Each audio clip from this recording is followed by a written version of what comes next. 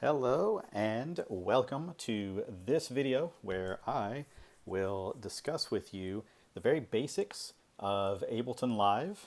It will be Ableton 10 that we're working with here today. And I just want to, give you a quick introduction so that you'll be able to get started within Ableton and do what you need to do. So, with that in mind, when you first open up Ableton, you should see this screen as a default. Over here in this area, of course, may be different just depending on what what the default is. You may not see anything. It may be something more like this. But in general, this is the default screen. Now, there are two main views that we can concern ourselves with here when discussing Ableton. One is called the arrangement view, and the other is called the session view. We can toggle between the two by going to this area here. You have these horizontal lines and the vertical lines. We see the vertical lines right now are colored sort of this orange color, and that is because we are in this particular view, which happens to be the session view. Now, if I click on the one above it, that will change and get us into our arrangement view.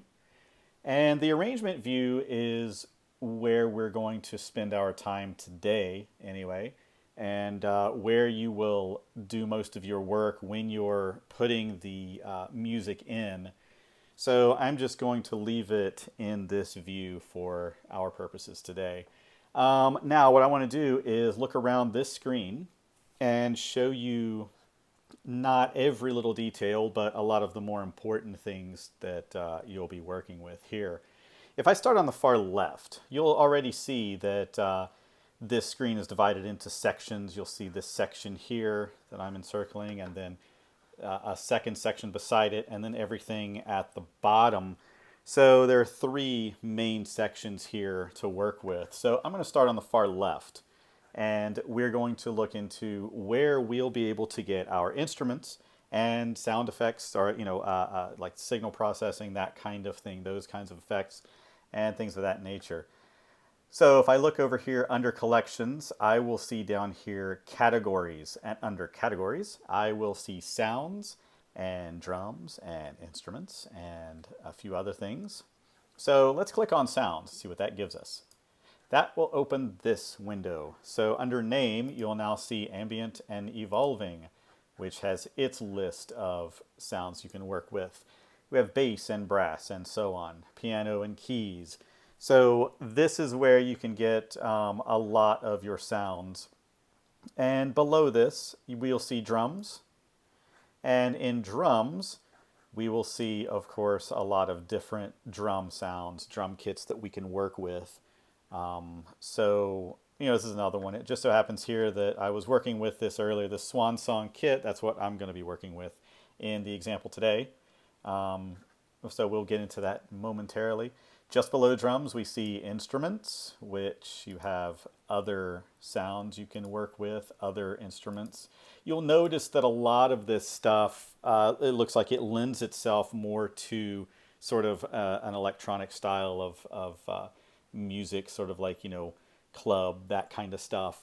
So you can keep that in mind, but you can really do pretty much anything that you want with this. So, it's just by default sort of set up in this way. Let's see, under instruments, you can see audio and MIDI effects, these kinds of things. So like audio effects, for instance, this is where we're going to find our EQ, and we're going to find things like, auto pan, and we're going to find echo and things of that nature. Various other EQs are down here, which we'll get into more at a later date. So, effects. Below that, I want to skip down here to samples because we're going to be getting into that today. And it just so happens this is the sample that I was thinking about using. I was playing around with this earlier. So we can take these samples and bring them into our projects and work with them that way. Now, the last thing I want to talk about here is under places, and there's something called packs. Now, I said a minute ago that a lot of the sounds that you're seeing here lend themselves more towards sort of an electronic music kind of thing, house music, club, that kind of thing. But if you need other sounds, something that's a little more traditional, then you can get what are called packs. And those you download straight from the Ableton website. When you download Ableton, you'll notice underneath the area where you actually download the software, you'll see a bunch of packs. And these are pretty much anything. I mean, I have gotten drum booth and then grand piano here because I needed a better piano sound when I was working with this. So that's something else to look into if you need to expand the options that you have as far as the instruments and the sounds are concerned. So this already is a lot that you can get into and start experimenting with. Just to the right of that, we'll see here, this is the area where all of the work is going to happen, or most of it anyway. So in these little areas here, we'll see this first track is highlighted. This is as a track, by the way. This first track is highlighted. We will have, a particular instrument or a sound in this track. We can click the next one and we'll have yet another instrument or another sound there. And we can keep on going. So this is where all that will take place. Just to the right of that, I'll get into just a little bit of this stuff here as this is so introductory. You'll notice the numbers here for each track, 1, 2, 3, and 4, because I have 4 tracks so far. If I click on these and make sure they move from this orangish looking yellow color to gray, what that will do is that will mute the track. So as long as your numbers have some kind of a color here, like I said, in our case, sort of this orange yellow looking color, then you're going to hear that track. If it's gray, like my track 1, then it's going to be muted. So just keep that in mind. To the right of the numbers, you'll see this S, which you can probably already assume, especially since when I click it, you see all the numbers get grayed out. What this will do is this will solo the track. So if I click the S and it turns blue, that track is soloed. Everything else is muted. And then beside that, we'll see these little symbols that we can see up at the top here. This one is red. If I click here on track 2, now that one is red. What that will do is arm the track for recording. So if I need to record on any track, I'm going to make sure that this is red so that it will actually, record for me here. Okay, so that's a quick run through of what we have in this area. Before we start getting into the recording, I want to go over just a couple things here. One is, of course, your metronome, your tempo. Right now, if you can see here, this is set to 120. I'm not going to use 120 today. For what I want to do, let's bring that down to, let's say, 80. So this is all I need to do here is I can just click and drag that and I can give myself whatever tempo I like here. So this is where I set up the tempo. Let's see, I'm going to go over here, just skip over here quickly to this, which gives us our time signature. So if I click on one of these, I can start giving myself different time signatures, 3, 4, whatever it is, 7, 4, whatever I want to do here. And then, I can, of course, change the bottom number as well. So we're going to keep ourselves at 4, 4 today. Now, the next two little objects to the right here are really important. This one that is already yellow, this gives me my metronome, and it gives me a count in if I like it. So I'm going to click here, and I'll see under count in, I have none, or 1 bar, 2 bars, 4 bars, whatever sort of count in that I want to set up there. I can change the sound of the metronome if I like. So, that kind of stuff will happen. And then I can change, of course, the rhythm that I'm working with for that metronome. So I'm just going to leave it as this click sound, and I'm going to give myself 1 bar count in. Let's go to the right here and get to some stuff that's a little more obvious. We have the play, the stop, and the record buttons. If I hit play there, you can already hear our click, and you can see to the left of that, it's telling me, of course, what measure I'm in and what beat I'm on and the ticks and all of that kind of stuff. If I stop, it's stopped. If I hit stop again, that will take us back to the beginning of our track. And let's see here, what else is available? I mean, we have record. We will get to that in a moment. And I think that's everything that I want to show you at this point before we start the recording process. Let's see about the sounds we want to use. So for the sounds, what I want to do today is I want to put in just 3 tracks of some drum sounds. So because I'm going to do that, let's see. We can see over here just quickly, we have 2 tracks that are called MIDI tracks and 2 audio tracks. So if I go down here and I click on one of the audio tracks and hit delete on my keyboard, I did that a little quickly, sorry, that will get rid of that track. And then, of course, I can get rid of any other track by doing the same thing. So let's go down here to track 3, since it's also audio. I'm going to choose that and hit delete again on my keyboard, and that gets rid of that. So now we have 2 MIDI tracks. We don't have any of the audio tracks because we're not going to be using that today in this video. So let's see, what I want to do next is I want to go to drums, and I'm going to go back to my Swan Song kit. Now, if, how do I know that I want to use this? Well, I've heard it before. How have I heard it before? Or, whatever, I've used it. But also, if I haven't or if I don't remember, I can just click on it. And if I click on any of these, it's going to give me an example of what it sounds like. Towel kit, for instance. If I go up to, let's see, any of these, jazz soft kit.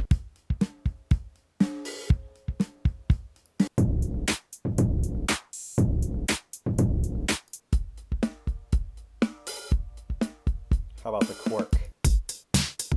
So you can see that, or here, actually even better, that, if you click on any of these, you're going to get an idea of what they sound like. So let's go down here to the Swan Song kit, and I'm going to use that. Now, there are 2 ways that I can get this onto one of my tracks. I can either click the track, and I can double click on what I want to use, or I can just click and drag this into my project here. And if I already have the track available, I can just click and drag it onto that track where I want it. And there we have it. So we have our track number 1 set up for this Swan Song that we wanted. If I go over here and click, whoops, there we go, click at the end of this, then I can expand that and see the entire name. Some of the names can get quite lengthy, so you might need to expand this just to see what the entire name is if you go back to an old project or whatever it is, that, whatever the case may be. So now we'll see that, actually, yeah, I still have that soloed, so let's have that working. If I look down at the bottom here, we have some stuff that we can work on, or stuff that we can look at and see what's happening. We can work on it as well later if we like. But what we have over here is we can see the waveform that is, used for this, or used on this track. And we can see it over here on the left. We have some effects that some of them are being used and some of them are not. Like the reverb is used and so on. The boosts are being used. And then things like delay not being used at this point. So we have this area in here we can work with to alter the sound if we need to.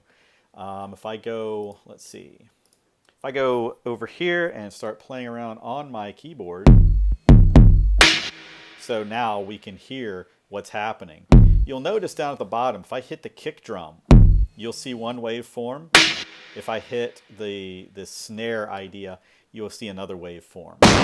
So you'll notice that whatever I play here, you're going to see what the waveform looks like, and everything will change a little bit down here to correspond to the sound that we're working with.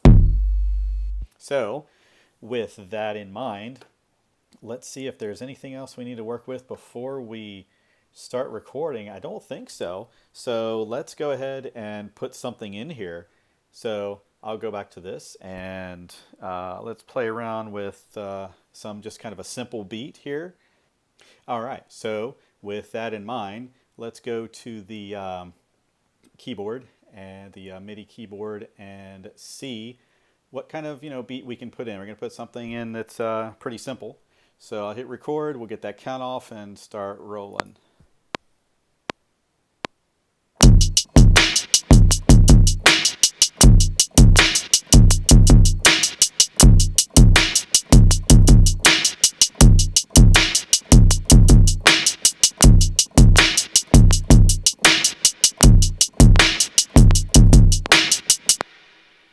Okay, I think that's enough.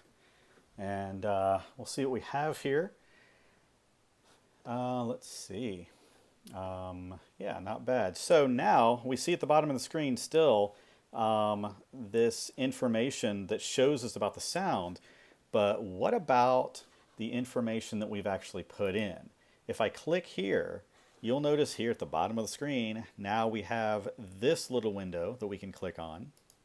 And now we see what we've just recorded. I can actually expand this, move it up, and see more about what's going on. If I go back and play this, or play it back,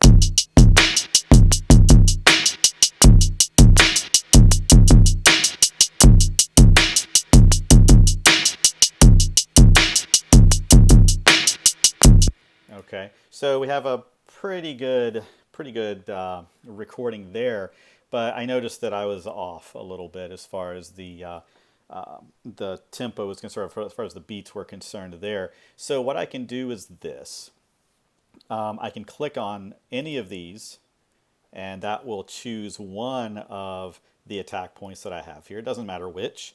And then I will do my, Command A, or, if you're on a PC, it's different, so that I can select all. You'll see everything that I played here is now highlighted. And now I can do what's called quantizing. So when you quantize something in your digital audio workstation, what you're doing is you are taking what you've played and you're snapping it to a particular grid, however you want this set up.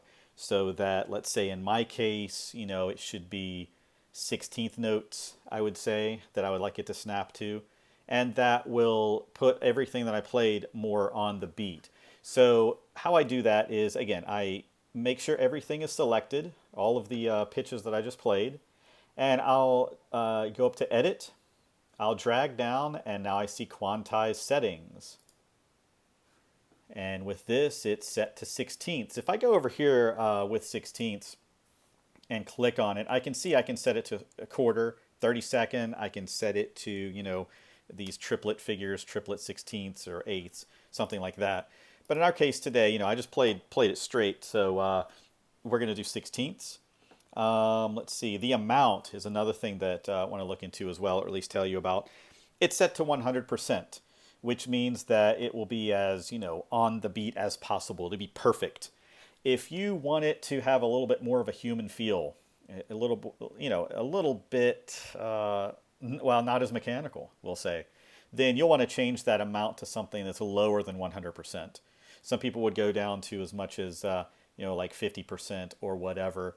It just depends. Depends on the kind of feel you want. And it depends also on the feel you're already getting from the initial performance. But look into the percentage that you have here if you want something that's not quite as mechanical, and play around with that, and then you'll be able to get the sound you're looking for as far as that's concerned. So I'm going to hit OK, or I'm going to click OK here, and you'll see that these changed a little bit. They've moved slightly. So what they've done is they've gone more to being on the beat. So now I can go back and hit play.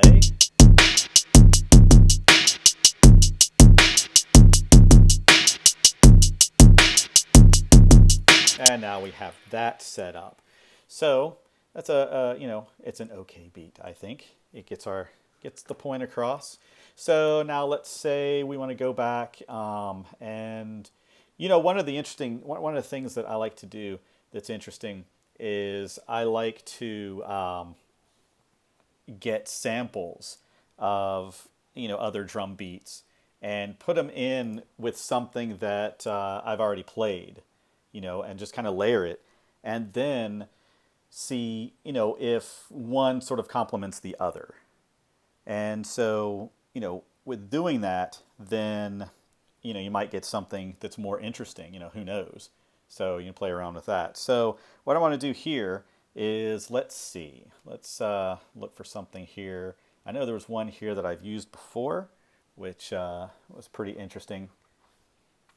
And we're going to use that. So if I go here, it's one of these, dubstep claps, I think. Yeah. Yeah, that's the one. Okay, so what I can do now is, if I want to use that, I can bring that in here. So, we can just kind of click and drag that. And now, because this is a sample, see, it doesn't work like the others. The other one, if I click and drag, it's the entire track, and whatever, it doesn't have anything put in already. Here, since it's a sample, then it's going to have, okay, just a couple measures here, and now you're going to put this wherever you would like to put it.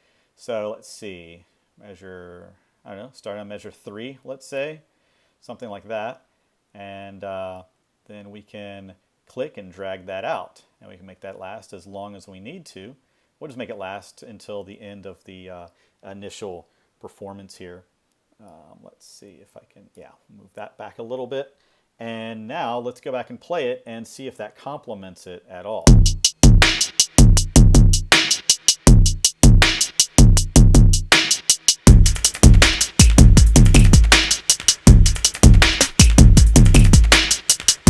All right, I think that works well.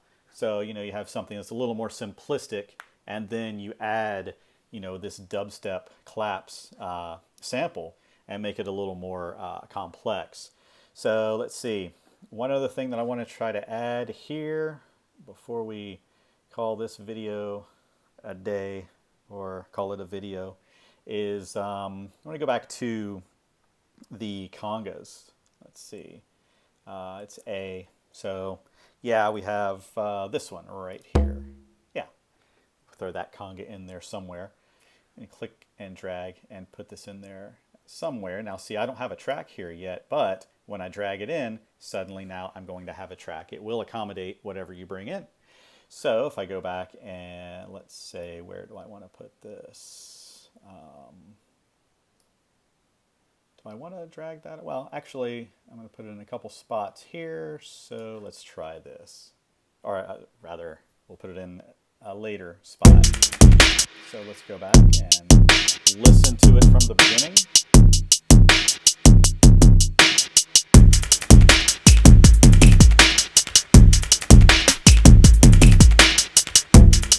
Okay, so we have that happening. I want to move that a little bit. We'll move it here. And let's say when I listen to this, it's not quite what I want to have happen here. So let's add an effect to it. We'll add an effect to it. I'm going to solo just this track with the conga. And I'm going to say, let's put an effect in here.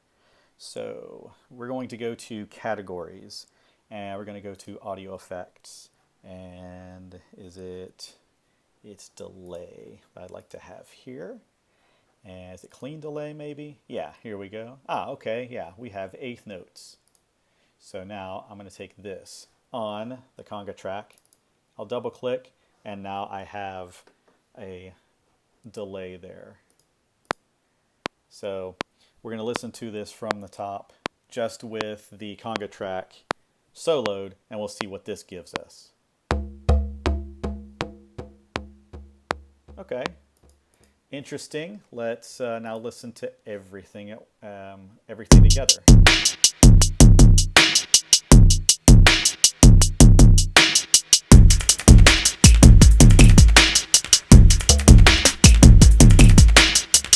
Okay, that works. We can do that. We can also move this, to somewhere in the beginning.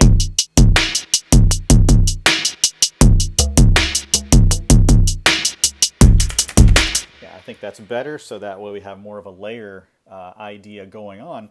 So just to reiterate, sorry, what I did at the end there is I went into the audio effects, got this delay that was set up as an eighth note. As you can see here, there's dotted quarter, dotted eighth, and things like that. But here we have the eighth note, and you'll see at the bottom, again, this shows us that anytime you add something into Ableton, you're going to see it down at the bottom of the screen, because now with this eighth note delay, I can start controlling how it works. You see over here the dry and the wet percentage. If I need to change that, I can do so.